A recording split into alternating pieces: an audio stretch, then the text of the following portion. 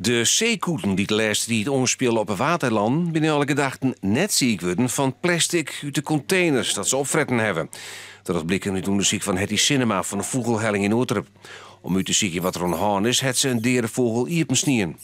Ik ben bang dat plastic of die of door oortreffen zou, maar dat weer net het geval is. Ik zeer ontlasting, dus is hier een verstopt en vies bloederig ontlasting. Zwart. Ja, vieze smurrie. Hetty heeft nog geen idee wat dan wel de oorzaak van de ziekte is. Daarvoor moet wachten we op resultaten van onderzoek dat de Universiteit van Wageningen met waande is. Wanneer het uitslagen daarvan bekend worden is nog onduidelijk.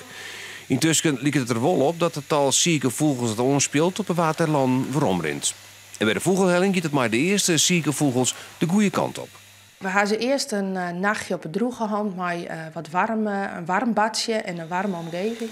En van de morgen hebben ze bij het bassin gezet. En nu ben ze aan het wasken en aan het poetsen en aan het zwemmen. En het is al een heel stuk verbetering werd. Dat komt goed. Ja, dat hoop ik wel.